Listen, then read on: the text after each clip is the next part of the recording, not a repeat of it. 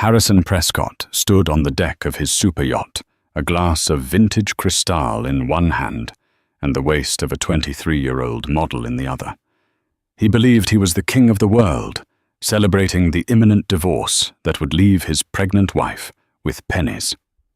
But 3,000 miles away, inside a silent Manhattan penthouse, the ink was already drying on a document that Harrison hadn't bothered to read. Betrayal doesn't always come with a scream. Sometimes it comes with a signature. This is the story of how a neglected wife didn't just leave her cheating billionaire husband, she legally stole his entire empire without him noticing until it was far, far too late. The Mediterranean sun didn't just shine on the Amalfi Coast. It seemed to perform specifically for Harrison Prescott. At 46, Harrison was the face of Prescott Global, a logistics and shipping conglomerate that moved half the world's luxury goods. He was a man who measured his worth in the billions and his morality in the grey areas of international maritime law. Today, the deck of his 200-foot super yacht, the Sovereign was awash in the sounds of clinking crystal and the soft rhythmic thrum of deep house music. "You seem tenser than usual, Harry," Sienna cooed, tracing the rim of her champagne flute with a manicured nail. At 23, Sienna Cole was everything Harrison felt he deserved, vibrant, uncomplicated, and exclusively focused on his pleasure. She was an Instagram model who had accidentally bumped into him at a charity gala in Dubai 6 months ago, a meeting Harrison now assumed was fate rather than the result of Sienna's calculated research. Harrison adjusted his linen shirt, glancing at his satellite phone sitting on the teak table. "Just waiting for the confirmation, Sienna. It's a big day." "The merger?" she asked, feigning interest in business. "Better," Harrison smirked, taking a sip of the cold champagne. "The unmerger. My lawyers in New York are serving Vanessa today. By the time the sun sets here, I'll be technically single, and thanks to the ironclad prenup I forced her to sign 10 years ago, she walks away with the apartment furniture and a monthly allowance that wouldn't cover your shoe budget." Sienna giggled, a sound that usually delighted him, but today felt slightly grating. "But isn't she, expecting?" Harrison waved his hand dismissively. 7 months along. It's perfect timing, actually. The courts hate disrupting the status quo for a newborn. I'll get custody because I have the resources, she'll get visitation, and I'll have the freedom to finally put a ring on a finger that appreciates it. He squeezed Sienna's hand significantly. He didn't mention that the timing was manufactured. Harrison had deliberately waited until Vanessa was in her 3rd trimester. He knew she was exhausted, swollen and suffering from preeclampsia. He counted on her being too weak to fight. He wanted her crushed, not just divorced. The phone buzzed. Harrison snatched it up. It was a text from his lead litigator, a shark named Archer. Papers served. No reaction. She just took the envelope and went back to the nursery. "It's done." Harrison let out a breath he didn't realize he'd been holding. "It's done," he announced to the Amalfi air. "I'm a free man." "To freedom," Sienna cheered, raising her glass. Harrison smiled, looking out at the glittering water. He felt invincible. He had successfully hidden $300 million in offshore accounts in the Cayman Islands just last week, assets Vanessa's forensic accountants would never find. He had the girl, he had the money, and he had the victory. But as he leaned back, planning to order the captain to set a course for Capri, he didn't notice the slight vibration of his Apple Watch.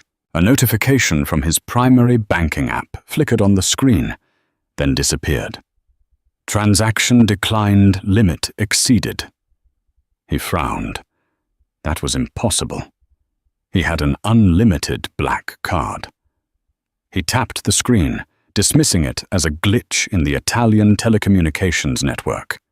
Nothing could ruin this day. "Order whatever you want for dinner, babe," Harrison said, closing his eyes. "Caviar truffles get the chef to fly in Wagyu from Kobe. I don't care what it costs." Sienna signaled the steward, her eyes gleaming. "You're the best, Harry." Harrison smirked. He was the best. He was the predator who had eaten the world. He had no idea that back in New York, the prey had just finished eating him alive. New York City was weeping rain, a stark contrast to the Italian sunshine Harrison was basking in. Inside the penthouse at 432 Park Avenue, a residence that hovered above the clouds, Vanessa Prescott sat in a high-backed velvet chair. She did not look like a woman who had just been served divorce papers. She looked like a queen on a throne of ice. Her hands, resting on the swell of her 7-month pregnant belly, were steady.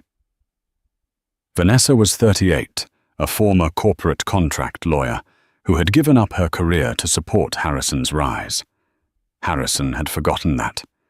He remembered her as the trophy wife he'd molded, forgetting she was the one who had proofread his initial business plans. He saw her silence as submission. He never realized she was simply gathering data. Sitting across from her was Leonard Banks. Leo was technically Harrison's personal estate attorney, a man who had been on the Prescott payroll for 15 years. Harrison treated Leo like a glorified secretary, often berating him in public and underpaying him relative to the sharks like Archer.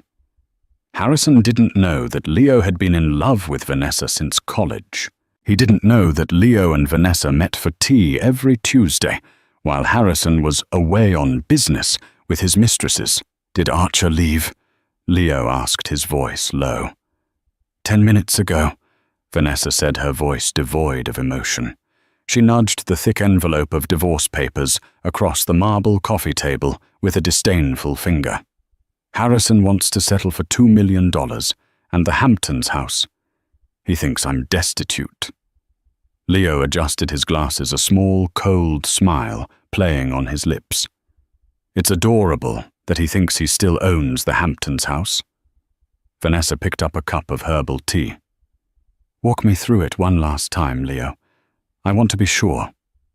Leo opened his leather briefcase and spread out a timeline of documents. It started 6 months ago, the medical proxy Harrison signed before his trip to Singapore. Vanessa nodded. He was in a rush. He was meeting that actress. He didn't read it. "Correct," Leo said. "He thought he was signing a standard healthcare proxy in case he got sick abroad. But page 4, paragraph 12, contained a durable power of attorney with gifting provisions. It gave you the authority to reorganize his personal assets for estate planning purposes in the event of his absence." "And he's been absent a lot," Vanessa murmured. "Then..." Leo continued, moving to the next document. There was the shell company restructuring. Harrison moved his liquid assets, about $300 million, to Chimera Holdings in the Caymans last week to hide them from you for the divorce. "He thought he was being clever," Vanessa said. "He was," Leo agreed. "But because you hold power of attorney, and because I am the registered agent for his trust, we were able to legally alter the beneficiary of Chimera Holdings." Leo slid a single sheet of paper forward. It was a transfer of beneficial interest. "Chimera Holdings doesn't belong to Harrison anymore," Leo said softly. "As of 9 a.m. this morning, the sole beneficiary of the trust is the unborn child of Vanessa Prescott, with you named as the irrevocable trustee with full executive control." Vanessa looked at the paper. It was valid. It was legal. It was lethal. "And the company stock?" she asked. "That was the hardest part," Leo admitted. "But Harrison's arrogance saved us. When he took the company private last year to avoid shareholder scrutiny, he consolidated the voting shares into the Prescott Family Trust. The bylaws state that if the primary holder Harrison is deemed compromised or involved in actions detrimental to the moral standing of the company, the secondary trustee can trigger a vote of no confidence. Vanessa raised an eyebrow. And the secondary trustee is... You, Leo said. He put you there years ago, because he thought you were too passive to ever use it. He wanted a rubber stamp. So we need proof of moral detriment, Vanessa said. Leo pulled a USB drive from his pocket. Sienna Cole posted a video on TikTok an hour ago. It's her and Harrison on the yacht. In the background there are clear lines of white powder on the table, and Harrison is heard bragging about bribing the port authority in Greece to bypass customs. Vanessa's eyes widened slightly. He's that stupid. He feels untouchable, Leo corrected. I sent the video to the ethics board of the shipping conglomerate an hour ago. They triggered the clause. As of right now, your vote is the majority. You voted to strip him of CEO status and freeze his equity. Vanessa placed a hand on her stomach. The baby kicked a strong, reassuring thump. So, Vanessa whispered, what does he have left? Leo closed his folder with a satisfying snap. The cash in his wallet, the clothes on his back, and a credit card bill that is about to be declined. Vanessa stood up and walked to the floor-to-ceiling window, looking out at the grey city. She didn't feel sad. She had mourned the death of her marriage 2 years ago, when she found the second phone. Now she only felt the cold clarity of execution.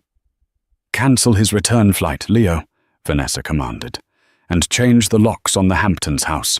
I'm moving the nursery there tomorrow. And when he calls, Leo asked, standing up to leave.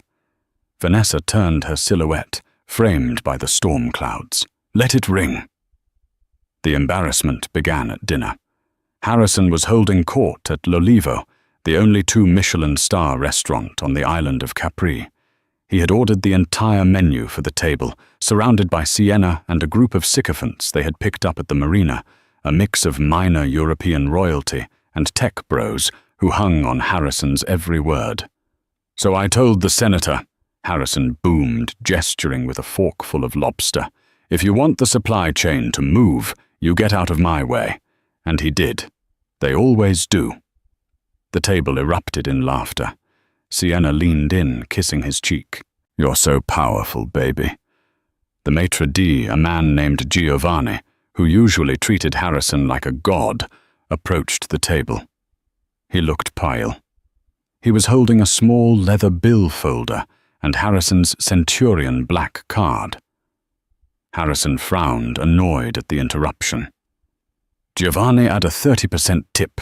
Don't bore me with the receipt. Mr. Prescott, Giovanni whispered, leaning down, so only Harrison could hear. I am terribly sorry. The card, it was declined. Harrison laughed, a loud barking sound. Declined. It's a Centurion. It has no limit. Run it again. We did, sir. 3 times. The terminal says card reported lost or stolen. Confiscate immediately. Harrison's blood ran cold, then hot with rage. That's ridiculous. It's a bank error.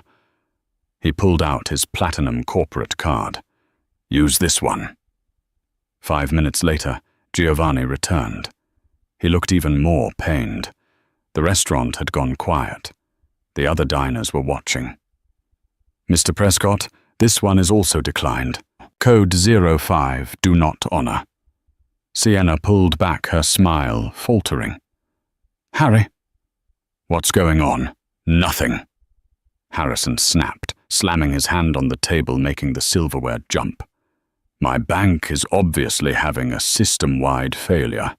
Do you know who I am? He stood up, towering over the maitre d'.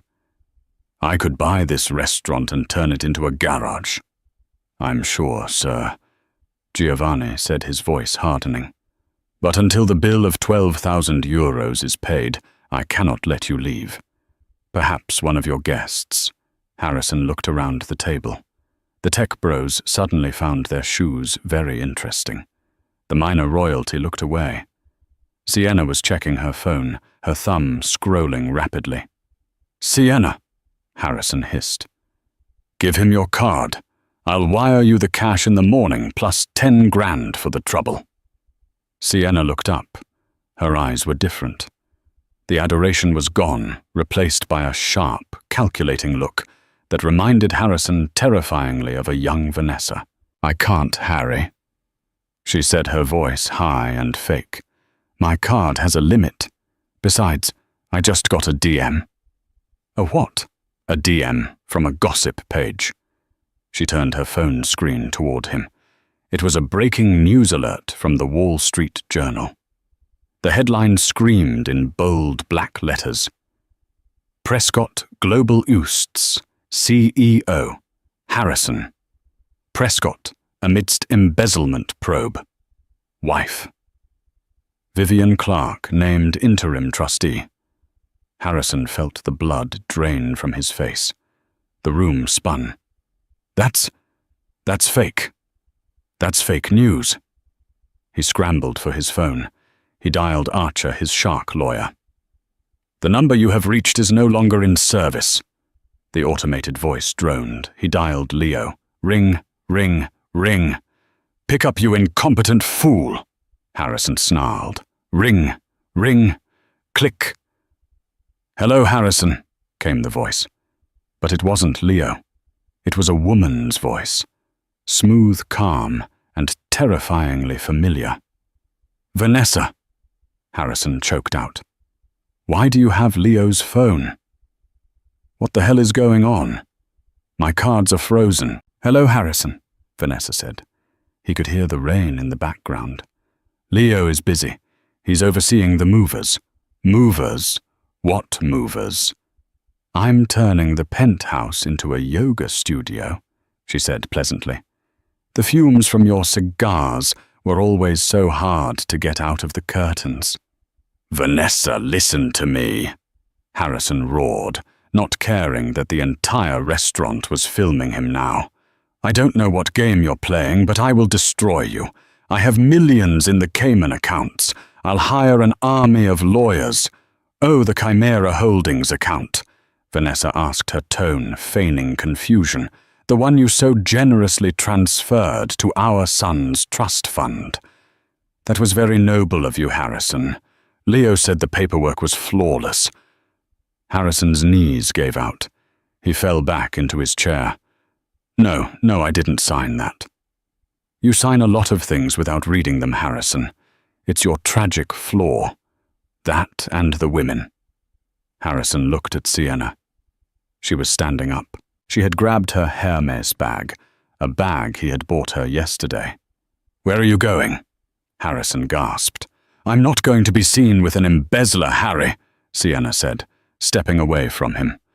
"It's bad for my brand. Thanks for the trip, though." She walked out without looking back. "Vanessa," Harrison whispered into the phone, his voice trembling. "I'm in Italy. I have no money. I can't pay the bill. They're going to call the police." "I know," Vanessa said. Leo checked the Italian penal code. Theft of services over 10,000 euros carries a mandatory holding period. The Italian prisons are quite rustic, I hear. "You can't do this. I'm your husband." "Not for long," she replied. "The annulment papers will be waiting for you when you get extradited." "Oh, and Harrison." "What?" he sobbed. "Don't worry about the baby. He'll never know you existed." Click. Harrison Prescott stared at the dead phone. The maitre d' signaled 2 carabinieri officers who had just entered the restaurant. They were walking toward him, handcuffs gleaming under the chandelier lights. Harrison looked at the unfinished lobster, the flat champagne, and the empty chair where his mistress had sat. For the first time in his life, the bill had arrived, and he couldn't pay it. The flight from Rome to New York usually took 9 hours of champagne service and lie-flat beds in the first-class cabin of the Sovereign Harrison's private Gulfstream. This time, however, Harrison Prescott made the journey in seat 42E of a commercial airliner sandwiched between a crying toddler and a backpacker who smelled of stale patchouli. He had been held in a Neapolitan holding cell for 4 days. It took that long for the U.S. consulate to arrange his emergency travel documents, as his passport had been misplaced by the Italian authorities, a bureaucratic accident that Harrison suspected was another lever pulled by Vanessa's legal team. He had been released only after signing a promissory note for the restaurant bill, a debt that would hang over him like a sword. He landed at JFK International Airport at 2:00 p.m. on a Tuesday. The terminal was chaotic, an assault of noise and smells he hadn't experienced in decades. He stepped out of the arrivals hall, instinctively looking for the black placard with Prescott written in gold lettering. He looked for his driver, Thomas, who had been with him for 12 years. There was no Thomas. There was no Lincoln Navigator. There was only a line of yellow taxis and the humid, exhaust-filled air of Queens. Harrison checked his pockets. He had €70 in cash, his dead phone, and the platinum watch on his wrist, a Patek Philippe Nautilus, worth more than the average house. It was his only lifeline. He hailed a cab, the act feeling foreign and degrading. 432 Park Avenue, Harrison barked at the driver, a man with tired eyes named Gregor. And step on it. I'll make it worth your while. Gregor looked in the rearview mirror, eyeing Harrison's wrinkled linen suit, the same one he'd worn on the yacht, now stained and rumpled. Meter starts now, buddy. You got cash? Just drive, Harrison snapped. The ride into Manhattan was a blur of anxiety. Harrison's mind raced. He needed to get to the safe in his study. He kept $50,000 in cash there, along with emergency gold bars. He needed to get to his backup phone. He needed to call Archer and sue Vanessa until she was living in a cardboard box. The anger fueled him, burning away the exhaustion. She thinks she can steal my company. My life, she's a contract lawyer, a paper pusher. I am a titan. The taxi pulled up to the towering needle of 432 Park Avenue. Harrison threw the €70 at the driver. This is all I have. It's worth more than the fare. Keep the change. Gregor cursed, but took the money. Harrison scrambled out, marching toward the glass doors of the lobby. He expected the usual greeting, the doormen rushing to open the door, the concierge nodding with respect. Instead, the revolving door was locked. Harrison frowned, pushing against the glass. He saw the head of security, a burly man named Frank, standing inside. Frank looked right at him, his face impassive. "Frank," Harrison yelled, banging on the glass. "Open the damn door! It's me!" Frank didn't move. He simply tapped the earpiece in his ear and spoke a few words. A moment later, 2 police officers, who had been standing near the reception desk, walked toward the door. Harrison stepped back, confused. The door hissed open. "Harrison Prescott?" one of the officers asked. "Yes, finally." Harrison straightened his jacket. "My wife has locked me out. I want to file a complaint. I live here." "Not anymore, sir," the officer said, handing him a folded paper.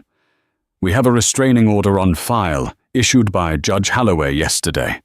You are not to come within 500 feet of this residence, or Ms. Vanessa Clark." "Ms. Clark," Harrison choked. "Her name is Prescott. The order says Clark, sir, and we have a strict trespass notice from the building management. The lease on the penthouse was transferred to a blind trust this morning. You're not on the list." Harrison stared at Frank. "Frank, tell them I gave you a $5,000 Christmas bonus." Frank finally spoke, his voice coming through the open door, heavy with a decade of suppressed resentment. "Mr. Prescott." You gave me a $500 gift card to a steakhouse you own, and it expired before I could use it. Please step away from the building." The humiliation hit Harrison like a physical blow. The pedestrians were staring. A tourist was filming him. "This is insane," Harrison muttered. "I have clothes in there. I have my medication. I have my property." "Your personal effects were boxed and moved to a storage facility in New Jersey," the officer said, bored. "Here is the address and the key." He pressed a small brass key into Harrison's hand. Harrison looked at the key. It was tiny, cheap, and pathetic. "I'm not going to New Jersey," Harrison hissed. "I'm going to my office." He turned on his heel, adrenaline surging again. If he couldn't go home, he would go to the seat of his power. Prescott Global Headquarters was only 10 blocks away. He would walk. He would storm into the boardroom, fire everyone, and sleep on the couch in his executive suite until he fixed this mess. He began to walk his Italian loafers, blistering his feet, a king returning to his castle to find the drawbridge raised. The headquarters of Prescott Global was a 40-story monolith of steel and glass on 6th Avenue. It was a monument to Harrison's ego. The lobby was 3 stories high, dominated by a massive abstract sculpture he had commissioned for $2 million. Harrison burst through the revolving doors, sweating and disheveled. The cool air conditioning hit him, but it didn't calm him. He marched straight toward the private elevator bank, reserved for top executives. "Mr. Prescott." The voice didn't belong to a receptionist. It belonged to Liam Thorne. Harrison stopped. Liam was his former COO, a man Harrison had fired 2 years ago for lacking killer instinct, which was code for Liam refusing to sign off on a risky, borderline illegal shipping route through a conflict zone. Liam had been a good man, a family man, and Harrison had destroyed his reputation on the way out. Now, Liam was standing in the center of the lobby, wearing a suit that cost more than Harrison's car. He was flanked by 2 security guards. "Liam." Harrison squinted. "What are you doing here? Get out of my way. I have a company to run." Liam smiled, but it wasn't a warm smile. It was the smile of a man watching a car crash in slow motion.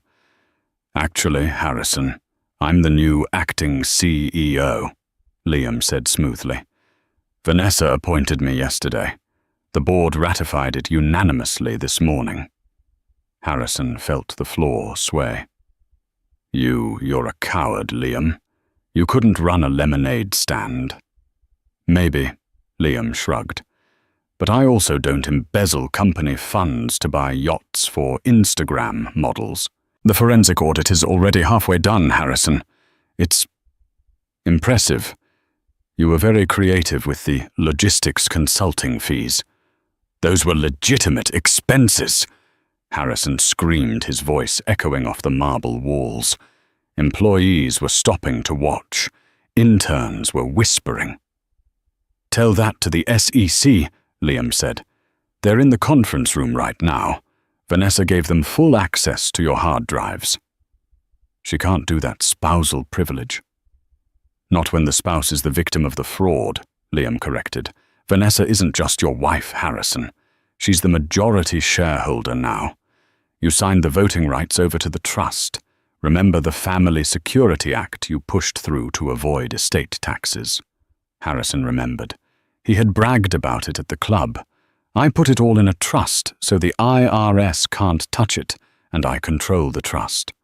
But he hadn't controlled the trust. He had made Vanessa the successor trustee, assuming she would always be his silent shadow. "I want to see her," Harrison demanded, his voice dropping to a growl. "Where is she?" "She's not here," Liam said. "She's at the hospital." Harrison blinked. "The baby?" "Routine checkup," Liam said quickly. "But she did leave something for you." Liam reached into his jacket pocket and pulled out a plain white envelope. He held it out. Harrison snatched it. He tore it open. Inside was a single photograph and a hand-written note.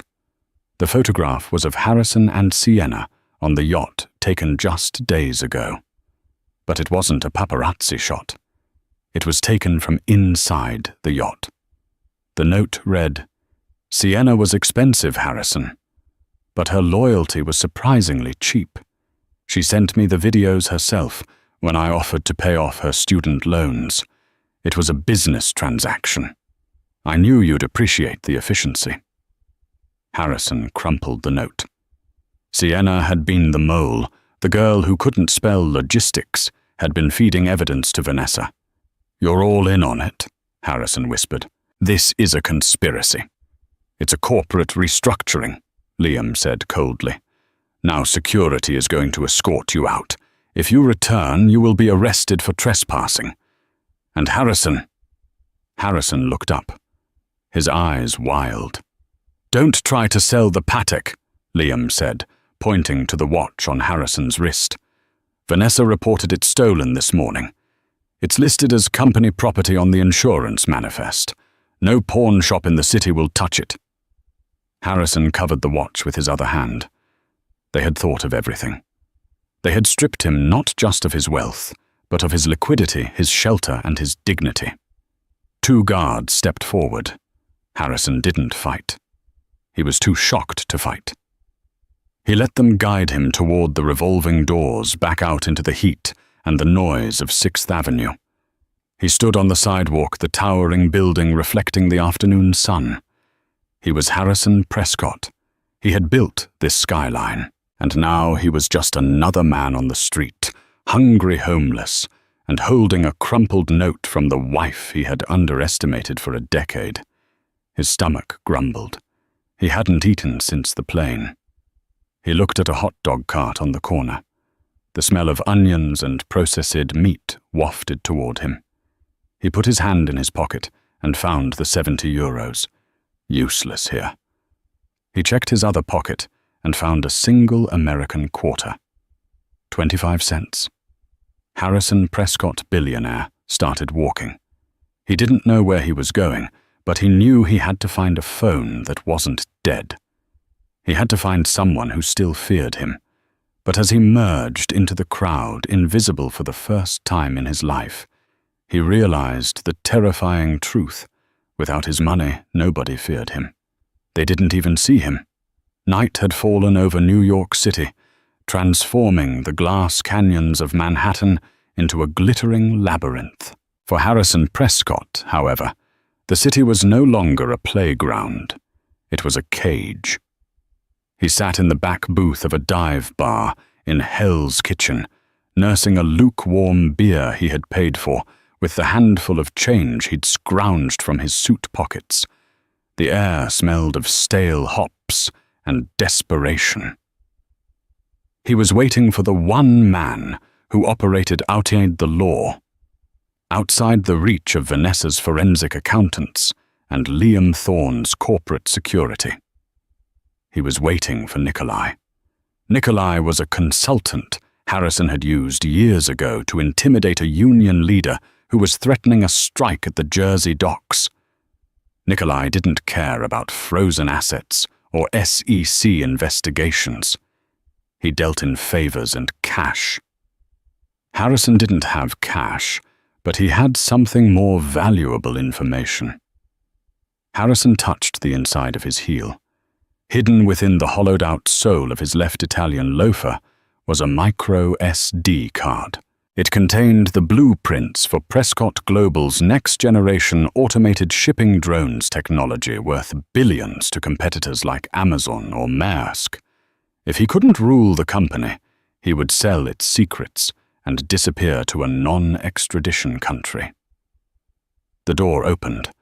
A gust of humid night air swirled in, followed by a man in a nondescript grey raincoat. Nikolai hadn't aged well. His face was a road map of scars and bad decisions, but his eyes were sharp. He spotted Harrison and slid into the booth opposite him. "You look like hell, Harry. Nikolai rumbled, his voice like gravel grinding in a mixer. "I saw the news. Embezzler. Fraud. Wife took the dog and the house."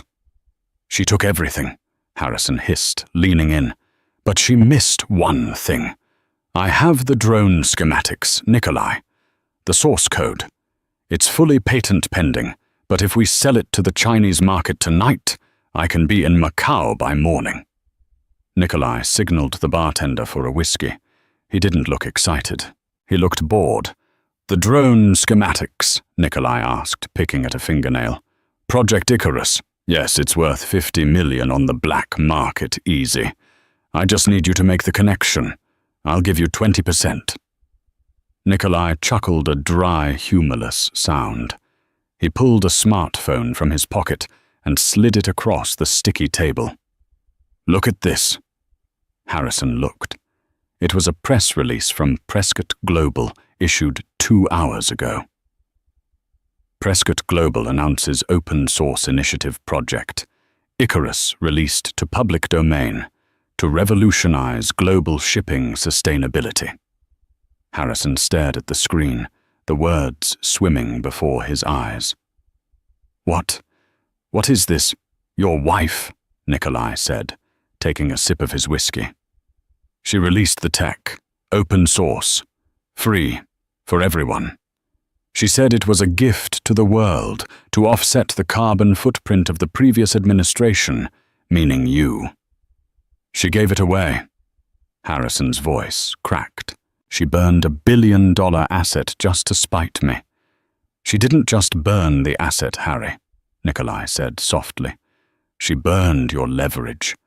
That card in your shoe, it's worthless plastic now. You have nothing to sell." Harrison slumped against the cracked vinyl of the booth. The sheer scale of Vanessa's strategy was suffocating. She wasn't just checkmating him. She was flipping the board and setting the table on fire. "I need money, Nikolai," Harrison begged, his pride finally shattering. "I need a loan. 10 grand. I'll pay you back double when I win the lawsuit." Nikolai shook his head slowly. "You aren't going to win, Harry. And you aren't a good investment anymore. You're a liability." Nikolai stood up. He reached into his pocket and pulled out a $20 bill. He dropped it on the table next to Harrison's lukewarm beer. "For a cab," Nikolai said, "or a meal. Don't call me again." Harrison watched him leave. He was alone. He stumbled out of the bar an hour later, the alcohol buzzing in his empty stomach. He had nowhere to go. The storage unit in New Jersey was miles away, and he couldn't bring himself to go there. He wandered toward Central Park, drawn by the familiarity of the Upper East Side. He found himself standing outside a townhouse on 64th Street. It belonged to his mother. She had passed away 5 years ago, but the house was still in the family trust. Maybe the key code still worked. Maybe he could sleep on the antique rug in the foyer. He punched the code into the keypad on the service entrance. 1980, his birth year. The light flashed red. Access denied. He tried again. Red. Then the intercom buzzed. A voice crackled. Through the speaker. It wasn't the housekeeper.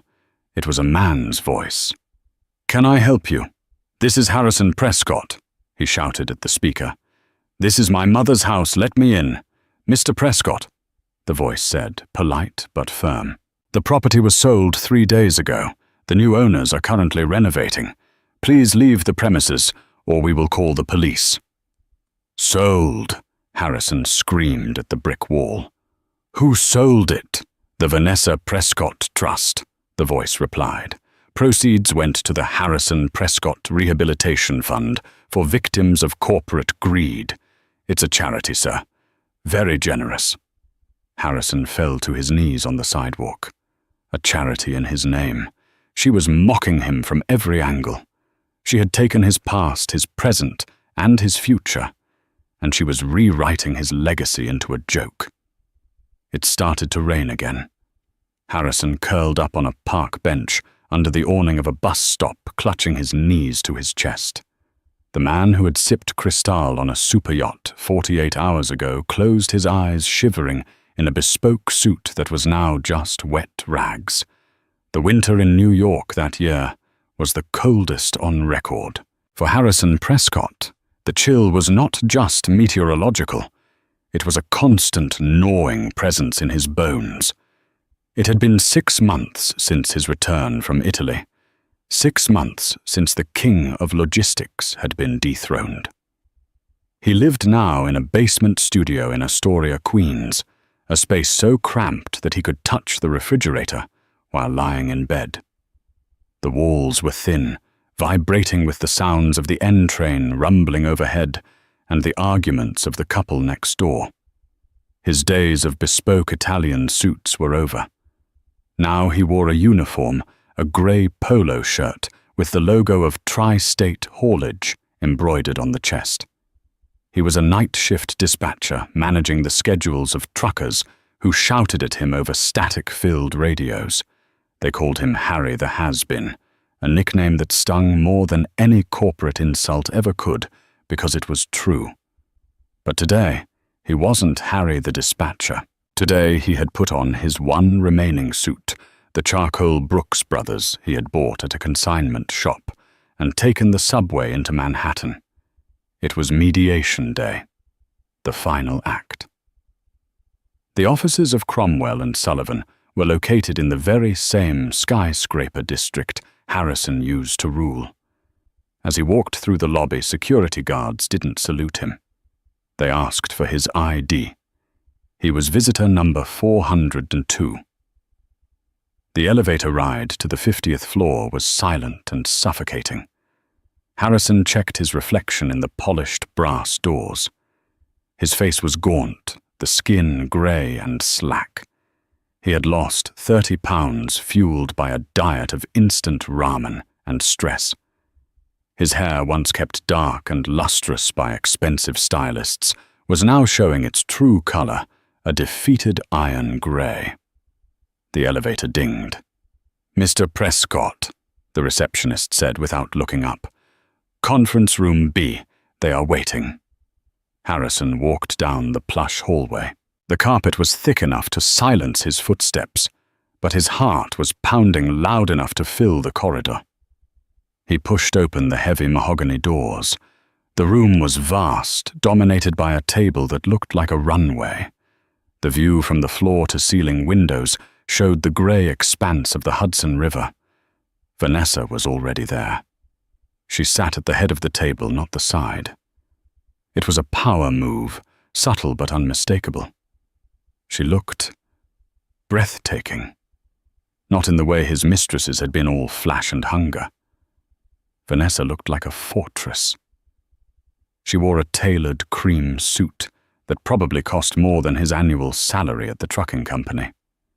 Her hair was pulled back in a sleek, severe bun, highlighting the sharp angles of her face. But it was what was next to her that stopped Harrison in his tracks. A stroller, a sleek modern thing in matte black. Harrison stood by the door, his hand gripping the brass handle. "You brought him." Vanessa looked up. Her eyes were cool, devoid of the warmth he remembered from the early years of their marriage. They were the eyes of a stranger. "He's breastfeeding," she said simply. "I couldn't leave him." Harrison took a step forward, his eyes fixed on the stroller. He couldn't see the baby, only the soft cashmere blanket tucked around a small form. Is that my son?" "Sit down, Harrison," Vanessa said. Her voice was not loud, but it carried the weight of a gavel strike. Harrison pulled out the chair at the far end of the table. The distance between them felt like an ocean. Sitting next to Vanessa was Jessica Vance, her ruthless attorney, and next to Harrison sat a court-appointed mediator named Mr. Greaves, a tired-looking man with coffee stains on his tie. Harrison couldn't afford a lawyer. He was representing himself against a team that billed $2,000 an hour. "We are here to finalize the dissolution of the marriage and the settlement of all outstanding civil litigation." Mr. Greaves began shuffling his papers. "Mr. Prescott, you have reviewed the proposed agreement." Harrison looked at the thick stack of papers in front of him. He hadn't reviewed them. He didn't have the mental energy. He knew he was beaten. "I just want to know one thing," Harrison said, ignoring the mediator and looking directly at Vanessa. "Why didn't you just kill me? It would have been cleaner." Vanessa didn't blink. "Death is too easy, Harrison. Dead men don't learn lessons. Besides, I needed you alive to sign these." Jessica Vance slid a specific document from the stack. It was just 3 pages, but the header was bold and terrifying. "Voluntary relinquishment of parental rights and permanent restraining order." Harrison picked it up, his hands trembling slightly. "You want me to give him up legally? It's the only way out." "Harrison," Jessica said, her tone professional and icy, "let me remind you of your current situation. You are facing 3 separate civil lawsuits from the shareholders of Prescott Global for breach of fiduciary duty. You are facing a fraud investigation by the state of New York regarding the Cayman accounts, and you are currently $30,000 in debt for unpaid legal fees from your Italian extradition." Jessica paused for effect. "Vanessa is offering you a lifeline. If you sign this document, if you agree to terminate your parental rights and agree to a permanent non-disparagement clause, she will withdraw the shareholder suits. She will use her position as the primary victim to petition for leniency in the fraud case, likely reducing it to a misdemeanor with probation. And she will write a check to cover your outstanding debts." Harrison felt the bile rise in his throat. It was a deal with the devil, so I sell my son. "That's the price. You don't have a son." Vanessa spoke up. Her voice was sharper now. "You have a biological byproduct of a marriage you destroyed. You've never held him. You've never seen him. You don't even know his name." "I know his name," Harrison snapped. "It's Harrison Jr. I told you that was the name. His name is Alexander," Vanessa said. "Alexander Julian Clark. He has my name. He will never carry the Prescott name. That name is poisoned Harrison. Why would I burden an innocent child with a legacy of fraud and adultery?" Harrison looked at the stroller again. The baby shifted, letting out a small, soft coo. The sound pierced Harrison's chest. It was the only pure thing in the room. "I have rights," Harrison whispered, though he knew it was a lie. "I could fight this. I could go to family court. A judge wouldn't keep a father from his son." "A judge absolutely would," Jessica countered. "We have the video from the yacht, Harrison. The cocaine, the bribery, the women. We have testimony from Sienna Cole that you referred to the pregnancy as an inconvenient delay to your divorce plans. Do you really want that read aloud in a family court? You'll be branded a danger to the child. You'll lose anyway, but you'll go to prison first." Harrison slumped in his chair. The room felt like it was shrinking. The walls were closing in. He looked at the document. The signature line waited for him like an open grave. Father's signature. "If I sign," Harrison asked, his voice breaking, "what happens to me?" "You walk away," Vanessa said. "You go back to your job. You live your life. You stay away from us. If you ever come within 500 feet of Alexander or me, or the company, the deal is void, and I will bury you under so much litigation you won't see the sun for a decade." Harrison looked at the pen. It was a heavy, expensive Mont Blanc. He remembered when he used to sign billion-dollar acquisition deals with pens like this. Now he was signing his own erasure. He picked up the pen. The metal was cold against his sweaty skin.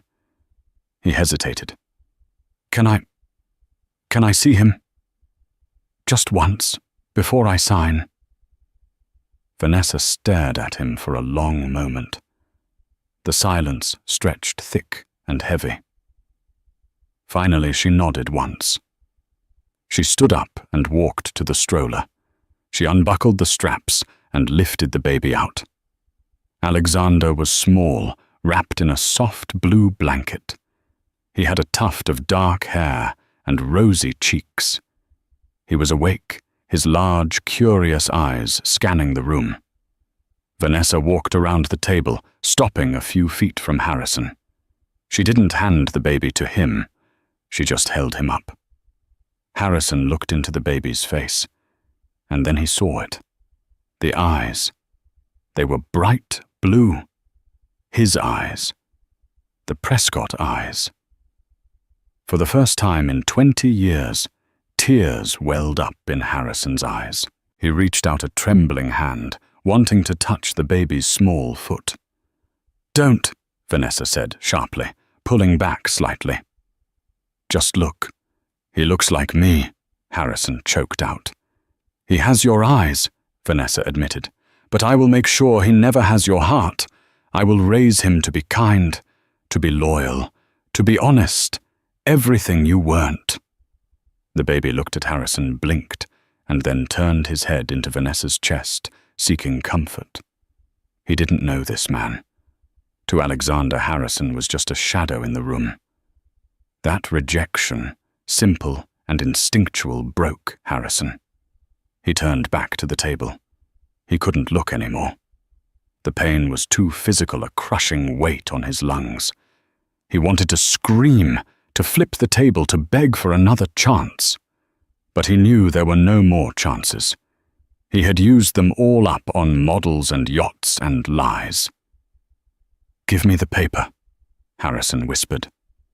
Jessica slid the document forward. Harrison didn't read the text. He couldn't. He just focused on the line. He pressed the pen to the paper. Harrison.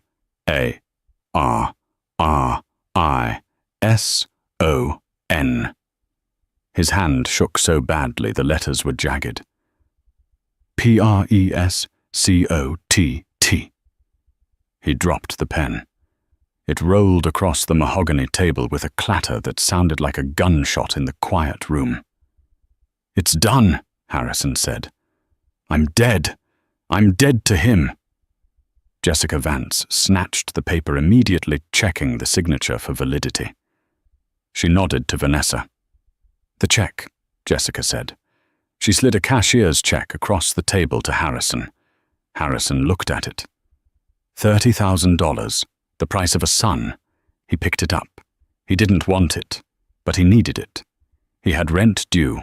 He had debts. He hated himself for taking it, but survival instinct was the only thing he had left. "You can go now," Vanessa said. She was already putting Alexander back into the stroller, her back to him. Harrison stood up. His legs felt weak. He walked to the door but paused. He had to know one last thing. "Vanessa," he said. She paused, her hand on the stroller handle. "You loved me once," he said. It wasn't a question. It was a desperate plea for validation that his past life hadn't been a hallucination.